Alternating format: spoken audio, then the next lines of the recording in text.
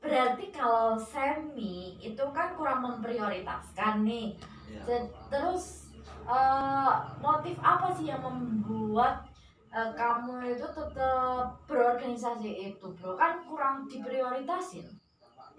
Eh, untuk menambah relasi dan kita bisa belajar menjadi seorang pemimpin.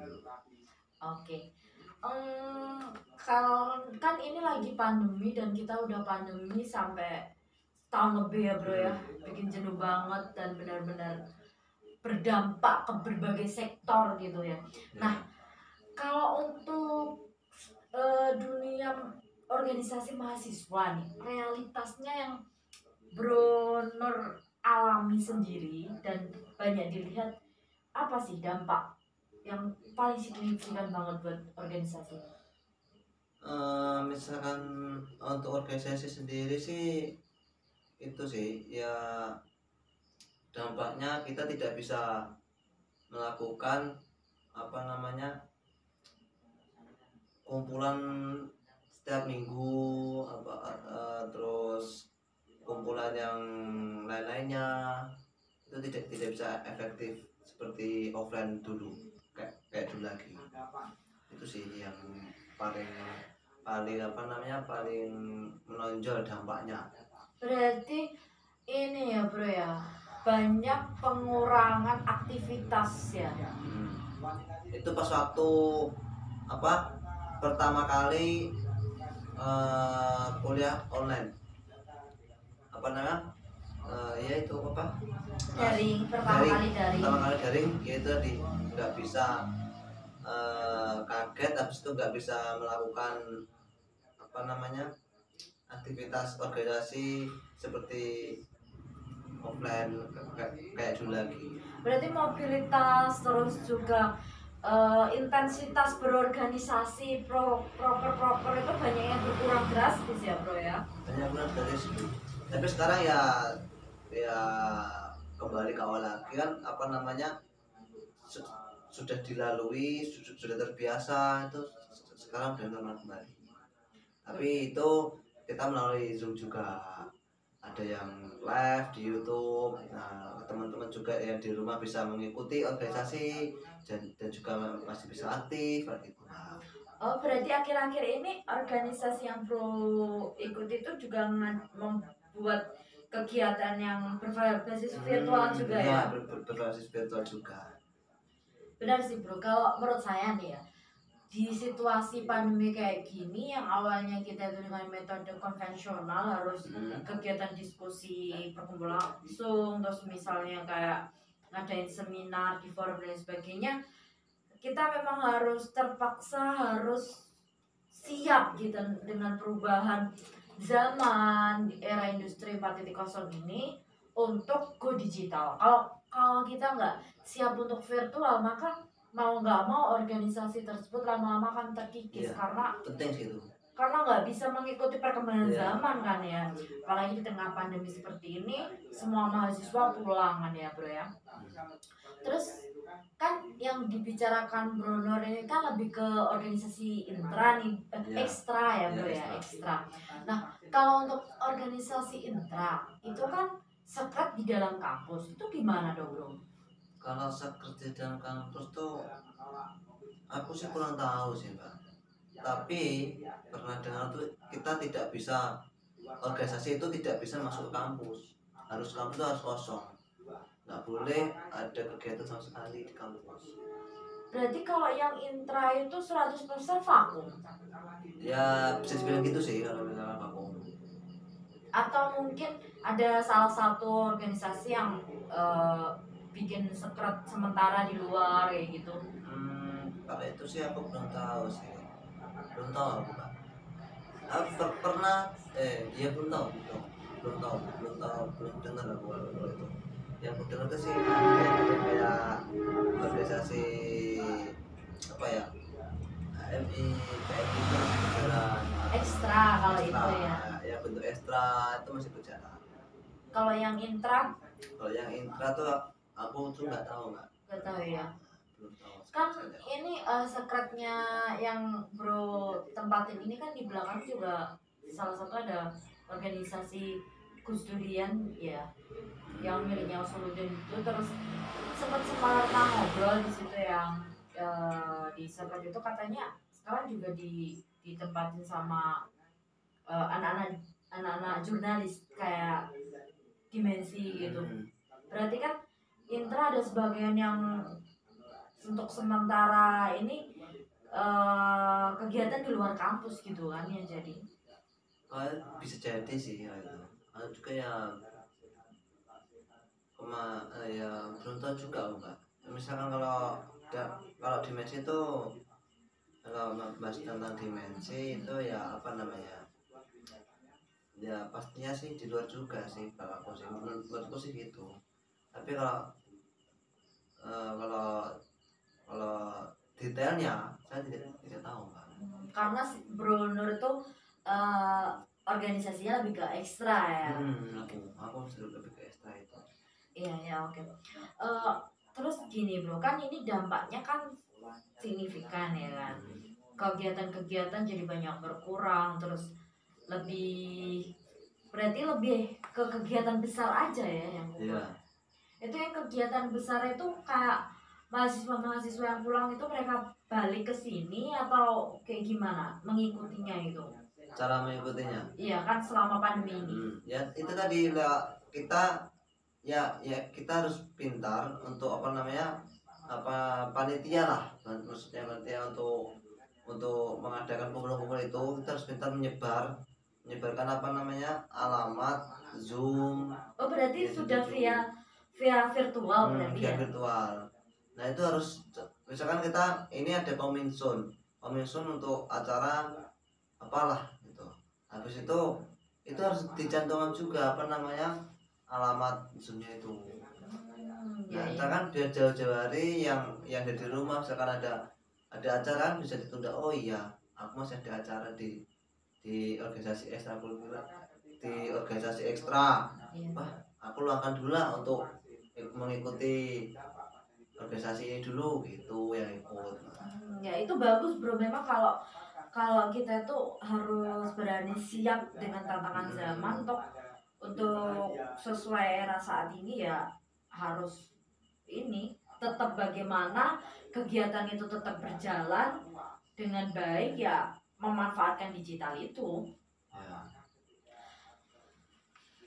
Hmm. Oh iya, apa juga mau bilang gini Mbak, apa namanya, ini salah satu keluh kesah. Iya, Juga gimana? keluh kesah juga. Apa ya namanya, kan misalkan organisasi entah itu ekstra entah itu intra, itu seharusnya misalkan kita ada acara kayak kopdar, terus apa lagi, ngopi bersama, apa entah itu ada acara mingguan itu di luar, itu harusnya tuh jangan pakai uang sendiri lah. Kasihan sama mahasiswa yang nggak punya uang kan gitu lah. Oh itu Harusnya keluhan kamu sebagai apa ya, kader organisasi selama ini. Nah dan ya untuk mewakili semuanya lah, pasti ada yang mengeluh itu. Soalnya kenapa? Misalnya kalau kita mata organisasi, terus apa namanya, kita ngumpul, kita kan cuma berdiskusi. Nah misalnya kalau nggak punya uang ya sudah di komisariat aja. Oh jangan memaksakan dibuat. Nah membuat tempat forum yang mewah tapi tidak sesuai dengan kemampuan gitu kemampuan ya. Dan juga misalnya di luar itu siapa namanya, belum semua mahasiswa punya uang kan gitu. Kan biasanya ada kayak sponsor ataupun dari alumni dan sebagainya gitu. Nah itu kalau misalnya itu nggak apa, pakai uang itu, jangan sampai mahasiswa ngambil uang saku sendiri untuk membayar. Itu nah maksudnya tuh, entah untuk misalkan mahasiswa itu ada kebutuhan apa, habis itu buat inilah buat itulah, tapi kok ada iuran gini, nah itu nggak enak. Misalkan kalau sudah disetujui sama orangnya itu yang mau ikut ini, itu nggak apa-apa. Nggak ada dana ini untuk iuran untuk kopdar, ya udah. Nah, kalau saya misalnya kita setuju apa, harusnya nggak tahu apa-apa ya, nggak tahu apa-apa kita ngopi bayar sendiri. Nah kan nggak enak apa namanya, gimana ya, kok nggak ini ngopi ini maksudnya formal, ngopi bukan formal ya, untuk diskusi santai. Ngopi diskusi santai, untuk diskusi, untuk apa namanya, diskusi mingguan lah. Oh itu emangnya nggak ada panitianya khas gitu kan? Kadang tuh apa namanya, mahasiswa tuh kadang sembrono, bahasa Jawa sembrono. Ya gimana apa ya namanya, kita misalkan ada uang kas, kita nggak digunakan untuk ngopi, apa namanya, untuk kebutuhan, misalkan ada bahasa apa ini mau di luar, itu nggak digunakan, tapi malah uang sakunya mahasiswa sendiri kan, itu kan nggak gimana. Mungkin kasnya itu dialokasikan buat agenda yang lebih besar lagi. Nah kan itu juga salah satu melatih kita bagaimana untuk belajar beramal kan, kayak gitu, belajar untuk kita kayak perjuangan, arti dari sebuah berjuang melalui organisasi kan itu maknanya.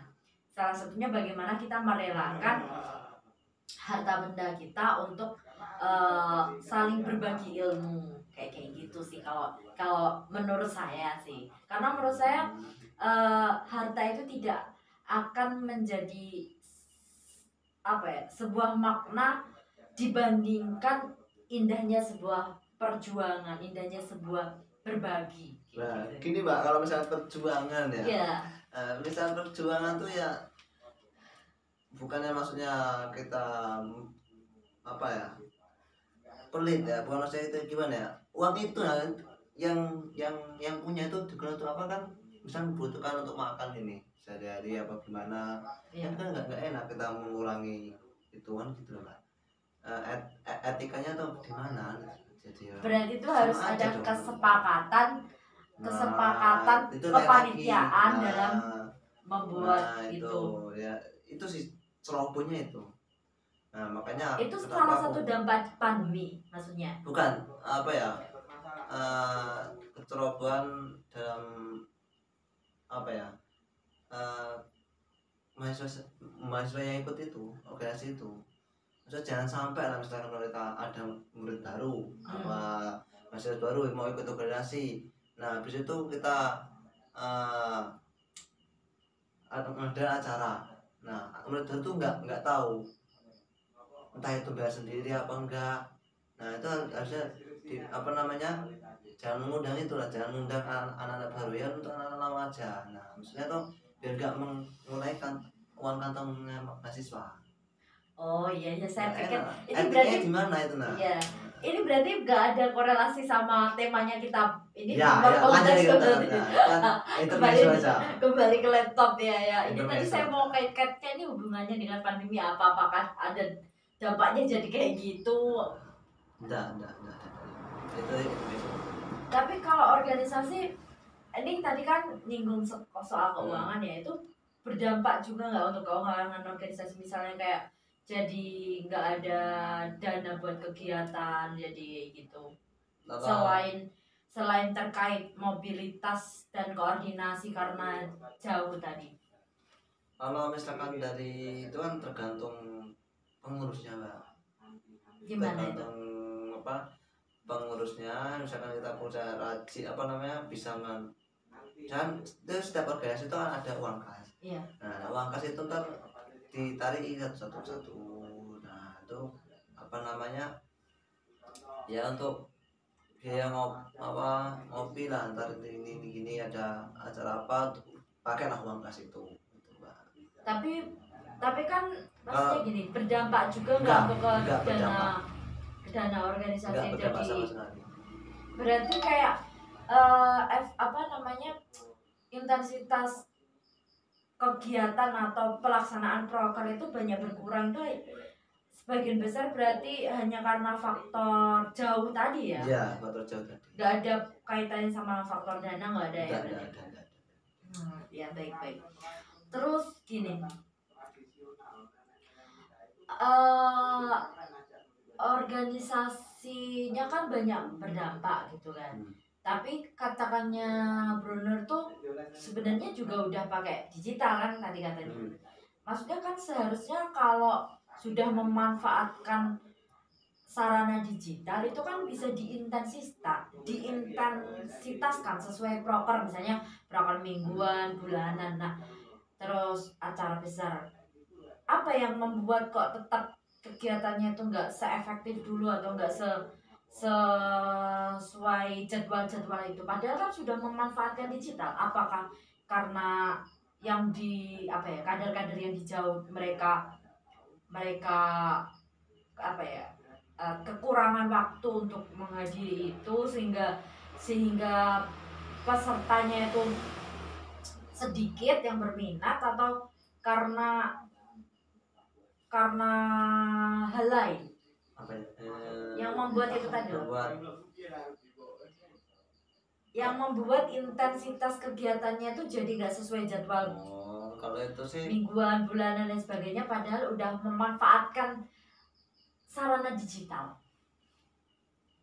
Kalau itu tergantung, kembali lagi ke masing-masing sendiri Pak. Kadang ada yang malas banget jalur gasnya, kuliah aja belum benar dia nggak mau. Terus ada lagi yang biarin lah, nggak penting, itu juga ada. Biarin lah, tergantung yang masing-masing.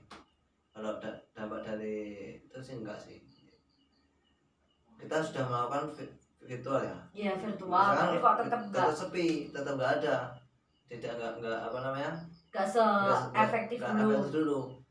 Ya itu sih tergantung masing-masing sendiri Pak.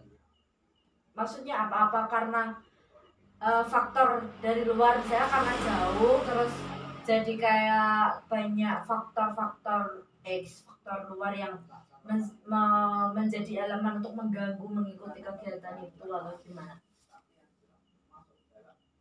Itu juga sih faktor luar dan kembali ke masing-masing diri juga, ada dua.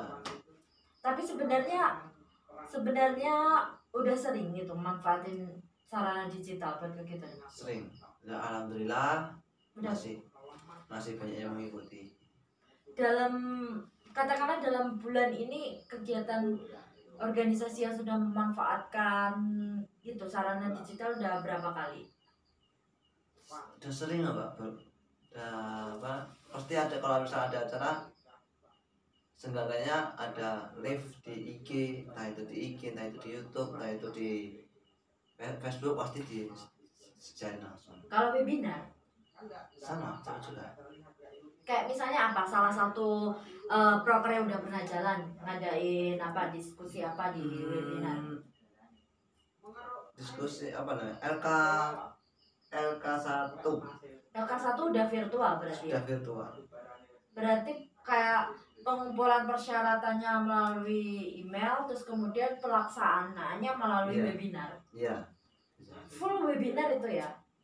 Full di webinar semua atau ada sebagian? Ada sebagian webinar, sebagian enggak Pak. Sebagian ada offline-nya. Ya, sebagian ada offline-nya. Nah, yang offline itu yang masih berada di sekret sama di kos gitu atau gimana?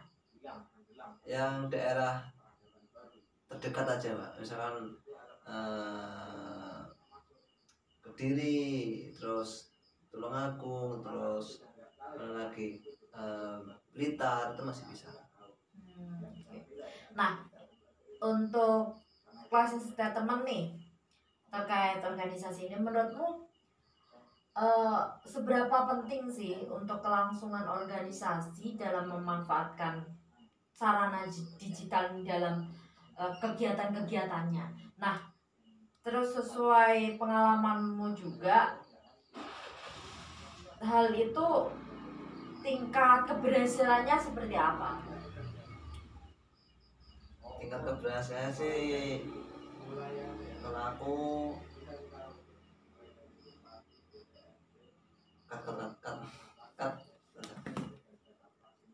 seberapa pentingnya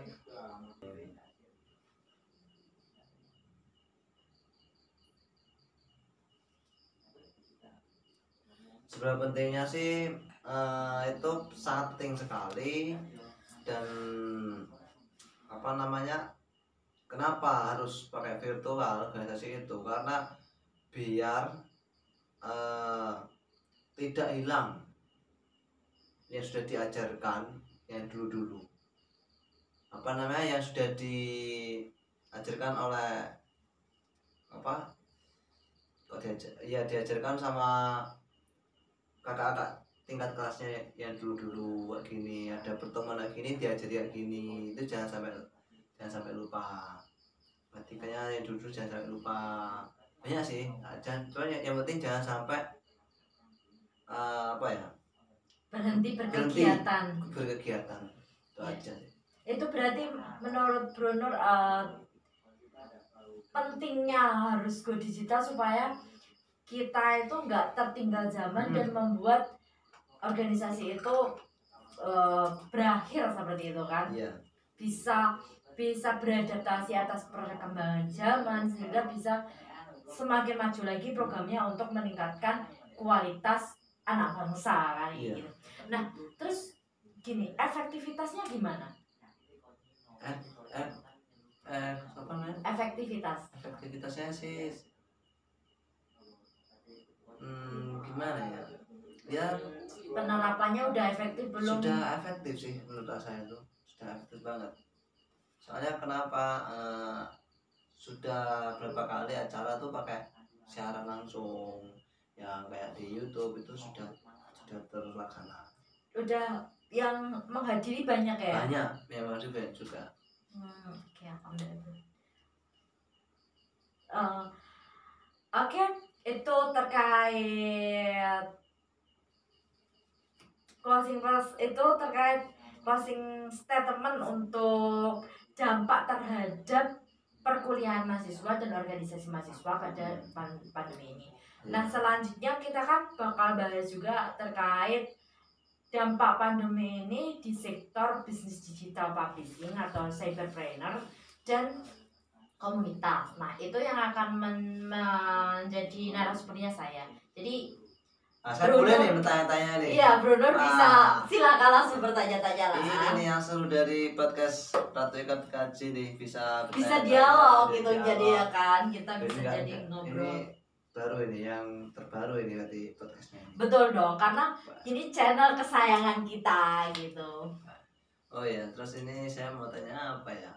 Oh, tadi kan Mbak An tadi kan